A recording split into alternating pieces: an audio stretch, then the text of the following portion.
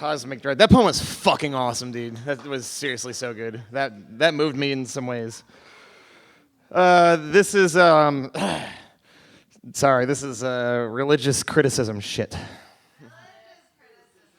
At least it's like a much smaller crowd. This is why I wanted the second half. I didn't want to put the Stiver kids through this. You, however, I will happily put through this. You few who are still here with me. Hold on, I gotta turn my brightness.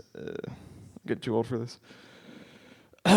Yeah, revised shit that you probably all know and hopefully love. This is In Whose Name? Lucifer said to the Father, in whose name do mortals suffer? And in whose name were they given free will? You have cast me out of heaven, morning star descending to the earth, where morning hearts scuffle through the dirt, scrambling through the rubble and the filth and the death, clawing in desperation to find you somewhere beneath the wreckage.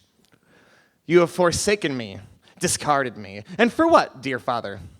These beings of flesh and bone, were they not made in your holy image? Were they not made by your loving hand? Were they not crafted by your omniscient mind? Tell me, Father, why then were you so disgusted when they began to think for themselves, speak for themselves, act for themselves, subservient marionettes to your will suddenly given their own? If Eden bore such poisonous fruit as to warrant eternal suffering, then why was it growing upon the tree? If a single drop of its juice dropped low upon their tongues was so sinful, so evil, why then, Father, did you not stop me, Angelus Satani, your own kin, from giving it to them? Why does Prometheus suffer endless torture for teaching man how to create a fire? Are he and I not equals? Is he not my own reflection? Or a pro nobis? We alone have suffered. Pandemonium regnat. Chaos reigns. O Father, O Lord of hosts, for millennia you have told your people, your creations, that it is I who must be feared, that I am the embodiment of evil, the ultimate darkness, because I dared to defy you and dared to give your creations a gift that you refused to give them. So tell me, Father, in whose name do they suffer? In whose name do they kill? When Isaac was bound to the altar, in whose name was his unrealized sacrifice stopped only by my brother's intervention? Intervention is too late. When pagans and indigenous people around the globe were persecuted as heretics, in whose name did the Templar burn them at the stake? In whose name did they colonize and ravage the earth? How many millions of souls have evacuated their holy temple for the honor and the glory of this name? When children are made to worship priests and lie down with them, in whose name do they submit their bodies? When they grow up to repeat the atrocious cycle with the next generation of innocents, whose voice are they a mouthpiece for? Whose will is it that they act upon? For whom is that innocence obliterated and stolen away forever?